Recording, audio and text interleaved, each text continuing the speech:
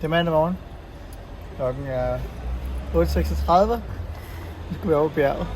Nu er vi kommet til Ionity, og der er desværre 2 ladere, som ikke virker, så vi holder og venter sammen med den der ID3'er, fordi de 4 andre de er optaget. Nu må vi se, hvor længe der går, før vi kan komme til. Vi prøver at se, hvad der sker, om den kan se den. Det er i hvert fald noget. Det gik ikke, sagde den så.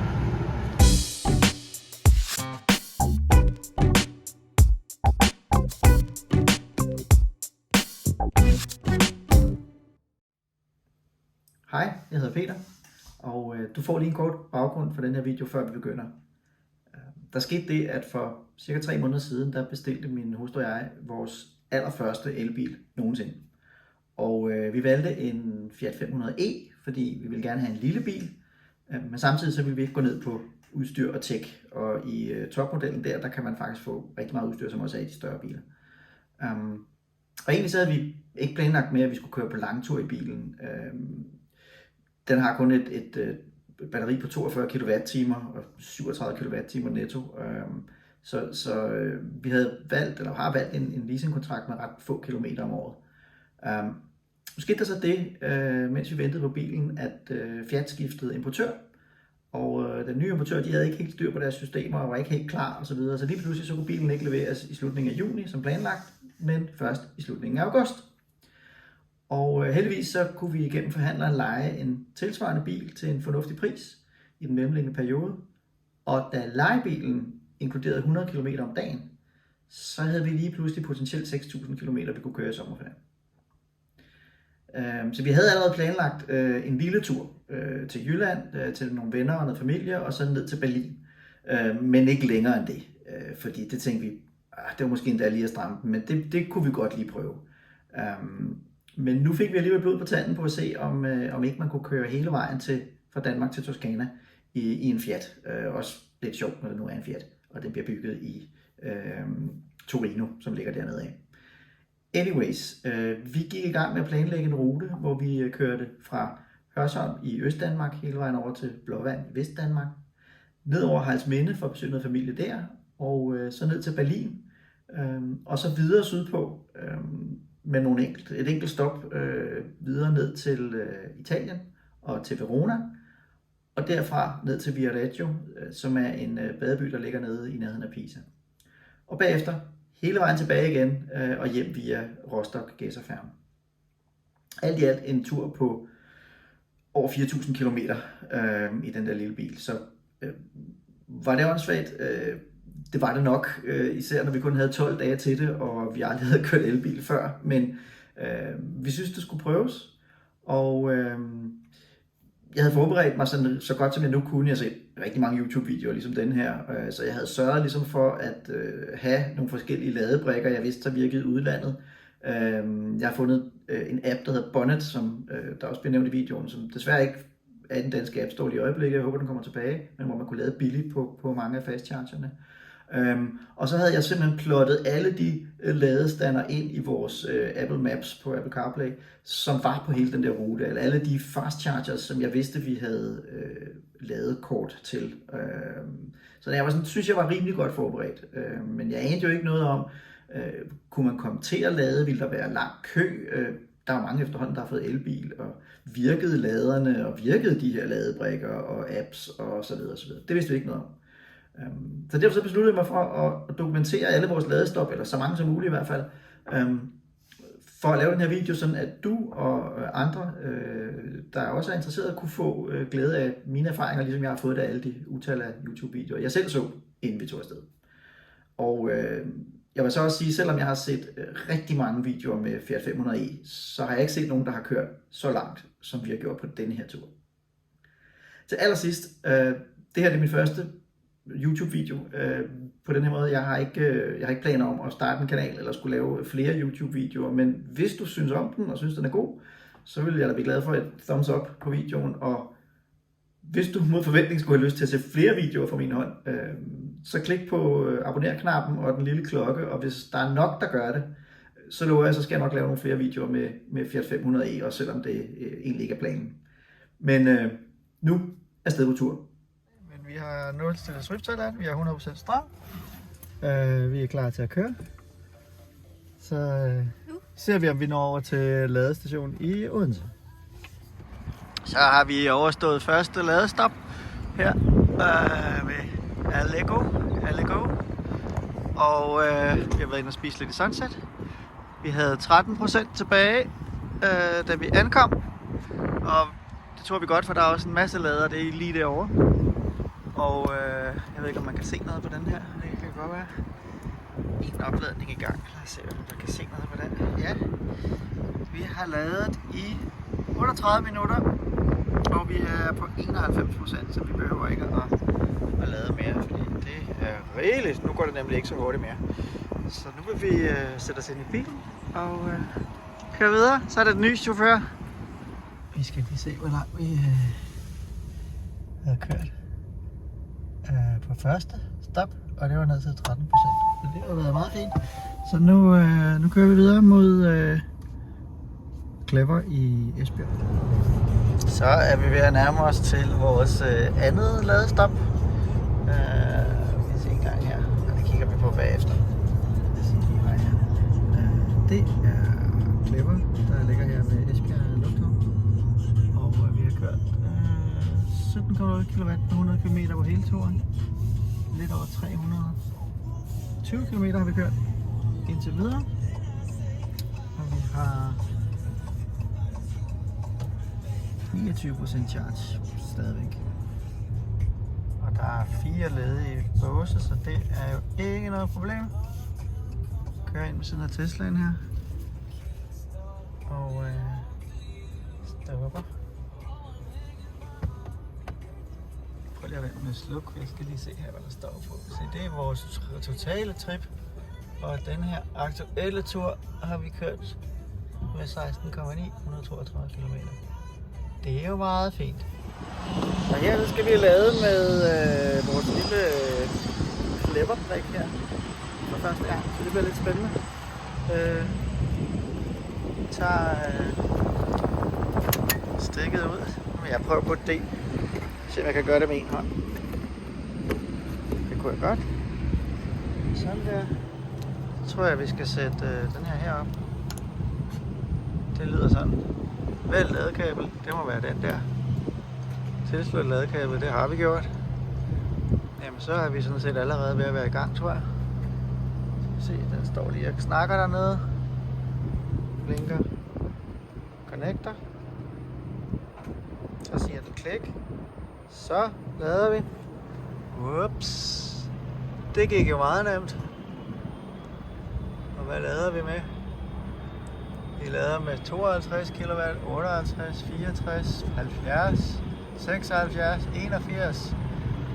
Sådan der. Så går det stærkt. 84 kW.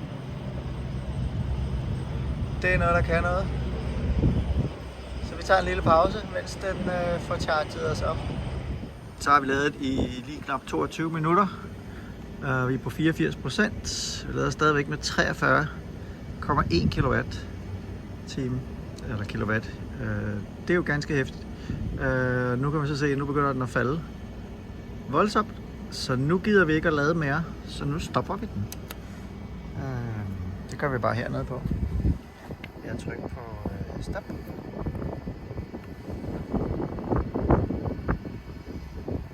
Bum. Så skulle den gerne være færdig. Ja. Så er vi klar til at køre videre. Så er vi ankommet til Blåvand. 19% har vi brugt. Det her, det er den sidste tur. Det er hele turen indtil videre. Og nu går vi ind og siger hej til Anja og Jesper. Husk at like og subscribe.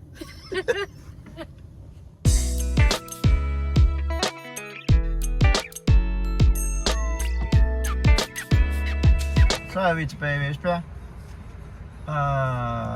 Nu kan vi ikke se, hvad der står, for nu er dækket allerede åben. Men vi har kørt 12,4 kW for de sidste 40 km. Det er jo fordi, der har været mest landevej.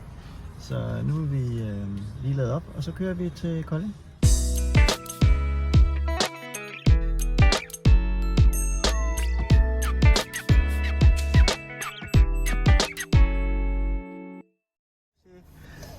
Farvel, tak for denne gang. Så kører vi på vej. Ja. God tur. Ja. Tak. Skal vi lige finde hvor vi skal hen? Det kan jeg godt fortælle Ja. dig. Du skal til Berlin. Nå, ja, det er det. Ja, vi ser, hvor langt vi kommer. Vi har masser af strøm her, tror jeg. Så det burde gå. Så kører vi derudad. Så er vi kommet til Neumünster og til Ionity. Og der er faktisk 3 ledige, selvom vores app siger, der kun var 1 ledig. Så det bliver meget spændende, om vi kan få det til at virke med den der fine Bonnet-app. Nu går vi lige ud her og ser, hvordan det ser ud. Det er søjlenummer. Det kan være, at du kan tage din app. Ej, jeg holder sgu da på den forkerte side. Det er jo lige det der med, hvad ladeport den er på. Så skal vi lige op på den anden side. Så er vi tilbage. Vi er parkeret, så vi forhåbentlig kan nå. Så skal vi finde den rigtige charger. Den hedder nummer 1.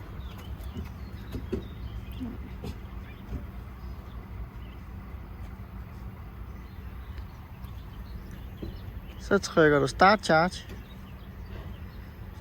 Og så siger den, please check the location and details are correct. Charger ID is 1. Ja, det ser rigtigt ud. Confirm. Vi er tilbage. Der var lige lidt, man skulle lige prøve et par gange. Og holde på stikket og så videre og så videre. Men nu charger vi. Vi charger med 79 kW. I vores Bonnet-app. Til billige penge. Og det er skide godt. Og der var som sagt masser af ledige. Der var både en ledig her, og der er en ledig der. Og der er nogle ekstra Eon dernede, hvis det skulle gå helt galt. Så thumbs up indtil videre. Vi vil se om vi måske kan få noget at spise her. Det ved vi ikke, okay. Vi må lige lave en situationsrapport. Vi har stoppet her. Har lige været inde og tisse. Og spise lidt på Burger King. 42 minutter siger den, vi havde charges, da vi kom tilbage, og vi var på 94%. Så no problems. Det spiller bare. Nu vil vi køre videre til næste ladestop om cirka 150 km. Så burde vi have masser af overskud til det. Så er vi klar med et ladestop mere. Vi har haft lidt landeveje, lidt kø, så lidt lavere lidt gennemsnitsfart. Vi har også kørt lidt hurtigere nogle af stederne, men god forbrug. Så vi har stadigvæk 35% state of charge. Det er jo rigeligt, og vi er kommet til en fastnet charger, som ligger et ret vildt sted, fordi der er sådan en kæmpe indendørs skibakke, tror jeg, her, som er fyldt med solceller på taget, så de får i hvert fald strøm nok her. Så nu går vi i gang med at se, om vi kan få fundet den. Yep. Og så skal vi lige se, hvad det er for en charger, vi har fat i her. Vi tager den, der hedder nummer 2. Og det er den, der hedder CCS. Så kører vi, tror jeg. Så kører vi sammen. Nu er skærmen. Der er ikke nogen skærm på den her, der er skærm herovre. Se nu der, nu kører den 35%, 10 kW. Vi lader med 84,4. Der er bare fuld skrald på, du. Det er fastnet, det er solceller. Det er skide godt. Nå, vi gider ikke at lade så længe, for vi skal ikke køre så langt. Så hvad har vi lavet her? Vi har lavet i et kvarter, og vi er allerede oppe på 70%. Så det burde være nok. Vi siger stop charging på vores fine Bonnet-app. Og ja, så er den stoppet. Vi fik lige knap 14 kW. Og så er det bare at plukke ud. Og sætte på plads. Og så kan vi køre videre. Vi får lige en situationsrapport fra motorvejen her. Nu kan man ikke se det, men der har simpelthen været kilometervis efter kilometervis af solceller. Og der er vindmøller, og der er det hele. De er meget grønne her. Deroppe er der en, man kan se deroppe på den anden side, men deroppe er der endnu en solcellepark. Og det bliver bare ved og bliver ved her. Så det er man jo glad for som elbilfarer, at de har Vedvarende energi, se, der kommer der en mere her, smart. Ups. Solceller, solceller, solceller. På begge sider. Derovre og derovre. Og det har der bare været de sidste 10 km eller sådan noget mindst. Så det er godt, vi er på vej. Så vi er fri for ham der Putins gas. Der er også nogen, der kører lidt hurtigere end os. Nå, se nu er vi kommet til næste stop. Og det bliver lidt spændende, fordi der er flere, der holder lader, men der er måske en ledig derinde. Så er der Tesla Superchargers, men der er faktisk også nogle Shell Chargers herovre, hvis det skulle gå helt galt. Vi er stadigvæk 20% tilbage, så det går nok. Jo, det må være en her. Så kan vi lige se en status her på at vi har kørt lidt hurtigere og givet den lidt gas, men stadigvæk okay forbrug. Så det har været meget fint, men nu ser det ud til, at der i hvert fald er 2 ledige herovre, så der prøver vi nu en Allego eller Allego Charger.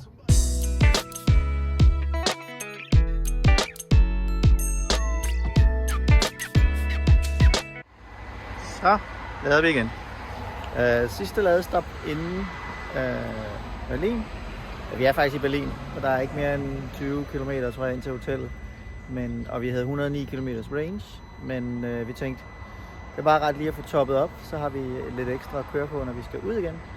Så slipper vi for at skulle lade inde i byen, og der er lige sådan endnu en lader, Allego-lader her, som også virker med Bonnет-appen.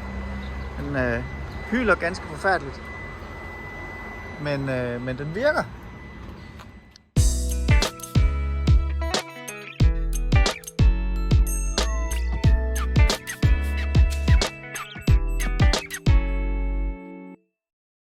Ja, så er vi klar til afgang. Klokken er 8:43. Vi har 59%. Og nu kører vi lige ud til Ionity og lader. Og så kører vi videre på en lang tur i dag. Det bliver meget spændende, hvordan det kommer til at gå. Så er vi nået til dagens første ladestop. Lidt højere forbrug. Ikke så galt, men lidt højere, fordi der har været lidt bakker og lidt regn og lidt ikke så varmt. Men vi er nået til Ionity. Og der er masser af ledige stationer, og det var nemt at finde. Og vi har 23% strøm på batteriet, så vi skulle kunne lade med en god hastighed. Så det gør vi nu. Vi kører, og vi er på 66 kW? 60. Ja. Kan vi komme lidt højere op? Ikke lige nu i hvert fald. Men ja, vi venter og ser, hvad der sker. Så var vi lige over på McDonald's og fået en kaffe til tag. Vi har charget 35 minutter, kan jeg se, og nu er vi på 89%, så vi kører videre. Det er jo ikke noget problem.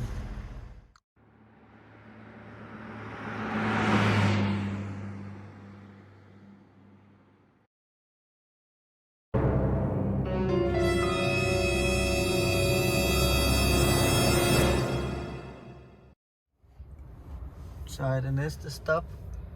Hvad har vi kørt? Ja, det endte med at blive okay, men man kan jo altid ikke helt regne med det der. Fordi vi har kørt 118, så vi skulle have 104 tilbage, men vi har altså kun 62, følges hvad vi startede med. Men sådan er det jo. Nu er vi kommet til Ionity, og der er desværre 2 ladere, som ikke virker, så vi holder og venter sammen med den der i det træer, fordi de 4 andre de er optaget. Nu må vi se, hvor længe der går, før vi kan komme til. Så må vi se, om der er nogle alternativer i nærheden. Vi måtte lige vente 10-11 minutter, men det var fint og fin køkultur. Så nu lader vi med 72 kW, så det er rigtig dejligt. Så kan vi lige nå på et lille tissepause og komme tilbage. Så nåede vi frem til Himmelkron, og ja, vi nåede ikke helt ned på 10%, så vi kan ikke se, hvornår den lyser rødt, men vi fik da kørt 175 km, siger den her. Jeg tror nu kun, der var 169, men kørte 110 det meste af vejen. Nogle er lidt langsommere og lige lidt hurtigere her til sidst, men det går fint. Nu kan vi lade. Så kører vi. Og hvad kører vi? 70, 76, 80, 3. Okay. Lidt lad igen. Ja, det går meget godt. Så nu holder vi pause. Så kører vi videre. Vi har lavet en lille time, 56 minutter, og vi er kommet fra 12 til 96%. Så nu er der masser af gearing. Så er vi ved at være klar til næste ladestop. Endnu en Ionity Charger.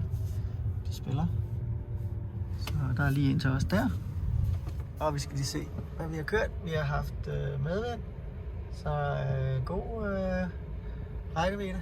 Så kører vi på Ionity. De er bare skide gode, de her. Vi kører straks op her. Batteriet er dejligt varmt. Så det er okay. 25% charge. Og så er det tissepause. Så er vi klar igen. Vi chargede 26 minutter op til 85%. Fik 22 kW på. Og ja, så kører vi videre. Der er vi nået til dagens næst sidste ladestop, tror jeg. Der har været en del kø, så vi har ikke brugt så meget. Men nu kan vi lige toppe op, og så er det videre mod Innsbruck. Vi har ladet i 15 minutter fra 32 op til 71. Men vi har faktisk nok nu til at komme videre til den næste station, som er sidst inden hotellet. Så jeg tror bare, vi stopper nu, og så kører vi videre. Og så bliver det sidste ladestop inden Innsbruck. Vi har ikke kørt så hurtigt, for man måtte ikke køre mere end 80, så vi har ikke brugt så meget. Men nu topper vi lige op, og så skal vi hen til vores hotel. Det kan kun gå for langsomt. Yes. Det har taget lidt længere tid, end vi lige troede.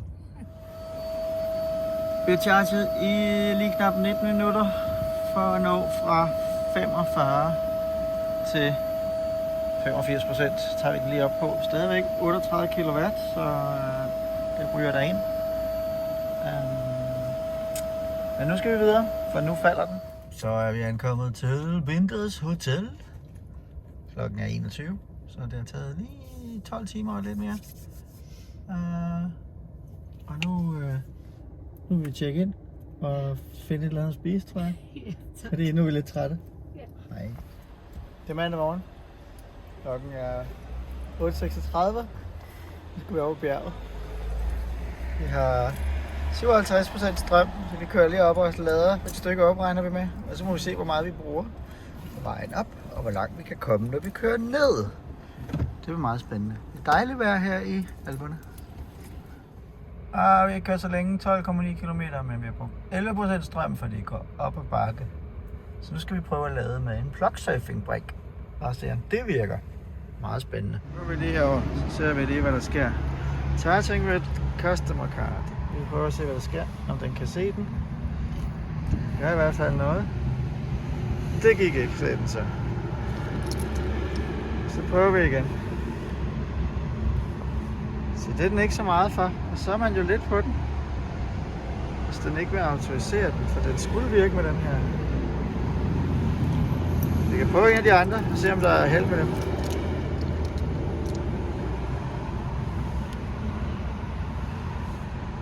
Det kunne den godt med Shell Recharge i stedet for. Det var heldigt, det stod der ikke noget om på dimserne, men det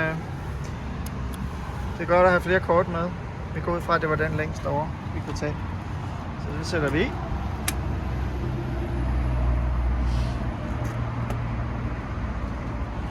Så ser vi, hvad der sker her. Så snakker den. Det ser ud som om det virker. Ja, 48%.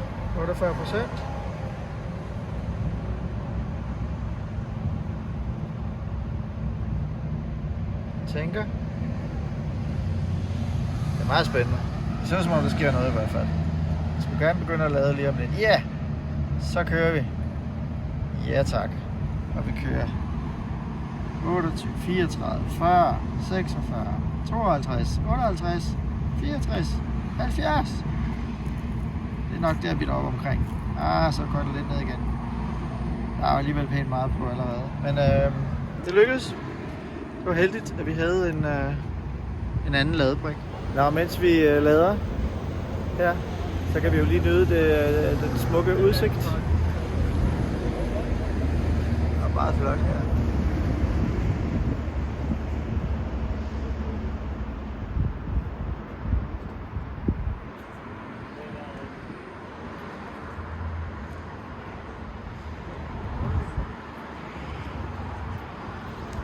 Det er skønt vejr.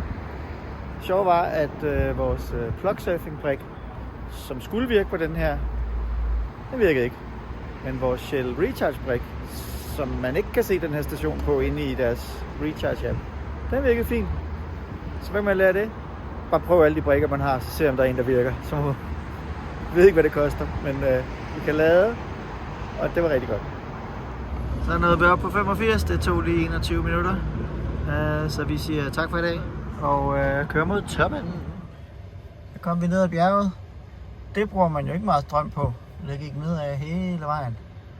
Så nu er vi kun 95 km fra Verona, så det burde vi kunne klare på næste charge.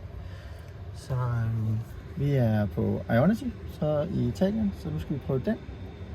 Og så ser vi, hvordan det går. Og Ionity her i Italien, de kan også tale dansk, så den lader. Og vi kan se detaljerne her. Vi kan få hjælp. Det behøver vi ikke. Vi lader fint. 59 kW. Der er 28 grader udenfor, så det er rigtig dejligt. Egentlig burde den måske lade lidt hurtigere, men det går nok. Så holder vi her. Bilen lader lige der. Vi er jo kommet til Italien, så der er cappuccino på bordet. Så kan man jo godt lige holde en lille ladepause og nyde det gode vejr og de 28 grader. Status. Vi er nået til Veronese La Torre. Siden vi startede har vi kørt 2164 km i den her lille dyt, og det er gået ganske fortrinligt.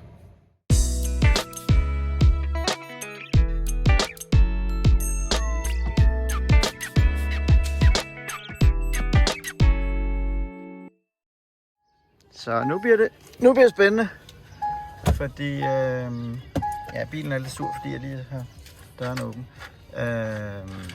Nu er vi kommet til en lille bitte by. Vi har kørt 182 km. Okay range. Sådan omkring 90 i gennemsnit.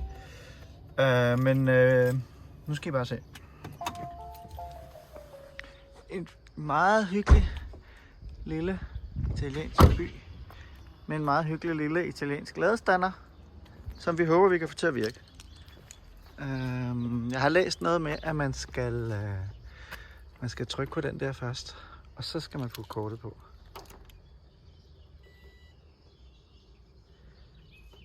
Lad os se en gang her. Jeg siger noget. Enke siger vi så her. Og så skal jeg vælge den der. Så tænker den.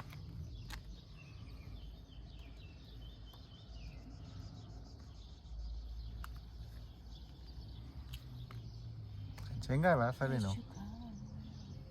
Customer authorization in progress. Det er meget spændende det her.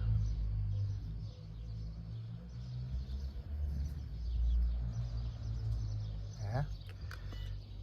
Ej, det gik ikke. Så må vi prøve igen. Har jeg også læst.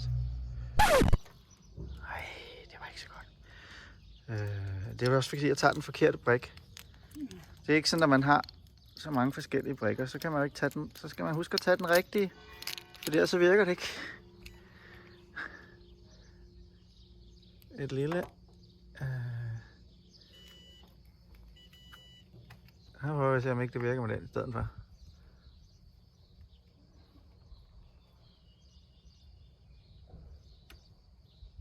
Kan I mærke spændingen? Det er utrolig spændende. Ej, nu siger den noget. Den snurrer. Den er glad, og det er den der, ja. Og vi får lige lademesteren her. Hun sætter lige stikket i. Sådan der. Ej, altså den tænker. Den siger klik. Den siger mere klik. Det kan vi godt lide.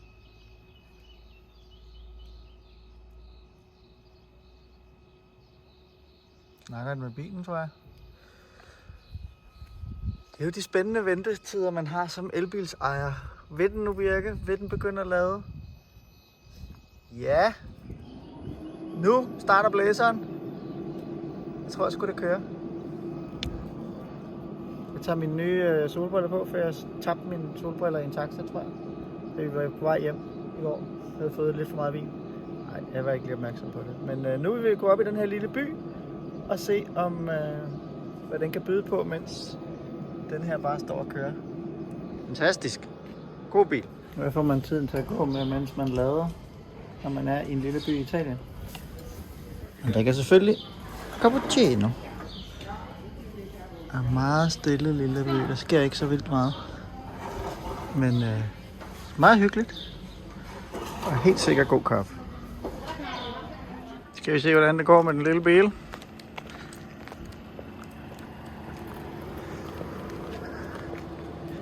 Jeg tror, det går rigtig godt.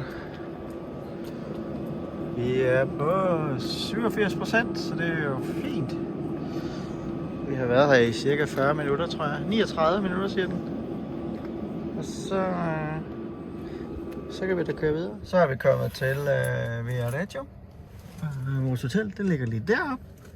Og som I kan se, så har vi haft rigtig god lavt forbrug, fordi det er gået ret meget ned ad bakke, så det bliver spændende, når vi skal tilbage igen. Og vi skal lade lidt ekstra på vejen op. Men nu vil vi se. Vi har fundet en parkeringsplads lige ude foran hotellet. Så, og der er noget med, at man kan få en billet, så man kan holde her. Så det kommer så.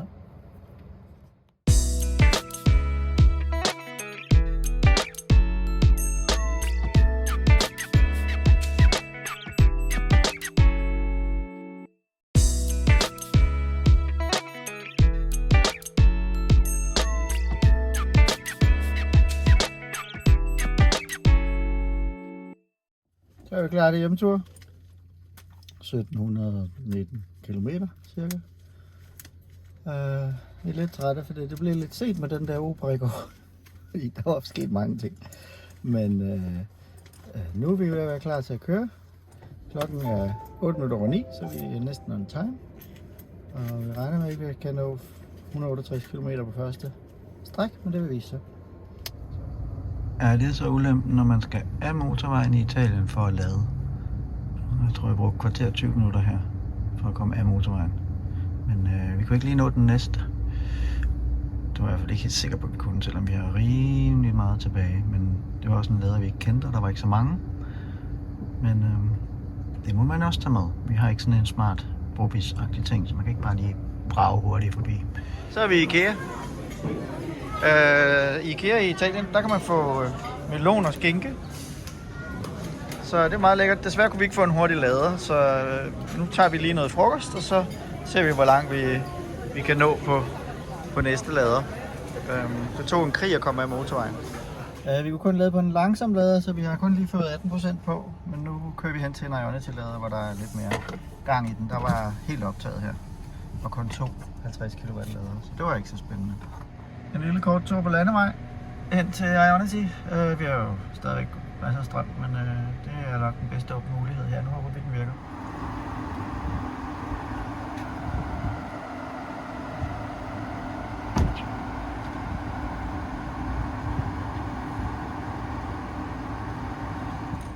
Så kom vi langt. Vi nåede helt til Ionity fra 85% til 17%. Det var, ja, jeg ved ikke, bjergkørsel, som var nede i dalen, som ikke var slemt. Men nu skal vi lade, og jeg skal tisse. Så lader vi. Jeg kan godt nok ikke komme op på de 85 de sidste par gange, selvom batteriet burde være optimalt til det. Men vi måtte lige prøve 3 standere, før vi kunne få den til at virke. Heldigvis var der 3 ledige. Så tredje gang var lykkens gang. Desværre så er vores café herovre, hvor vi fik lækker cappuccino sidst vi var her, den lukkede. Så ingen kaffe. Så nu kan vi sidde her og vente. Men det er dejligt vejr. Så nåede vi til op med Brennerpasset. Vi var lidt spændt på forbruget. Det var fra Trento og hele vejen op med 110 timer. Og det ligger selvfølgelig lidt højere. Men vi nåede frem, men barely. Men så fik vi også prøvet det. Heldigvis er der masser af ledige Ionity chargers, som vi godt kan lide. Så vi satser på, at de virker. Og så kan vi måske lige få noget aftensmad og få fyldt op. Det kører. Min telefon var kun på Edge, så den tog meget lang tid at loade. Men heldigvis så var Tinas på 4G. Det er jo ulempen, når man har en app, så skal man jo have internet. Men vi fik hul igennem, og nu kører det. Og nu vil vi finde noget aftensmad. Jeg får lige en stemningsrapport her fra Brennerpasset. Hernede var der pizzeria, som lukkede kl. 19. Så der kunne vi ikke spise, men så spiste vi herinde og fik hot wings. Det var okay. Ja, så er vi igen. Dagens sidste ladestop. Det er ikke fordi vi mangler strøm, men vi skal lige toppe op her, så vi kan nå vores hotel. Og den her, den var den nemmeste ved motorvejen. Der skulle man kun lige af og rundt om motorvejen. Og det er selvfølgelig vores gode Ionity, som vi har lavet på før. Så vi satser på, at den også virker igen, så vi hurtigt kan komme videre. Så er vi ved at være klar til sidste stop, eller sidste ben på turen i dag. 126 km til lidt nord for München, til vores hotel. Vi har været på vejen i 12 timer, og vi har en time og 20 minutter endnu. Så ja, 700 plus kilometer om dagen i sådan en lille bil er måske lige i overkanten. Men nu er vi nået til 85%, og det begynder at gå langsomt. Så vi stopper laderen. Det fungerer så til gengæld virkelig godt. Så er vi nået til hotellet, og nu vil vi lige tjekke ind. Og så vil vi lige køre ned og lade op, fordi klokken den er, den er 20 minutter over 10, halv 11. Men så kan vi lige få en charge, og så kan vi gå ind og sove bagefter.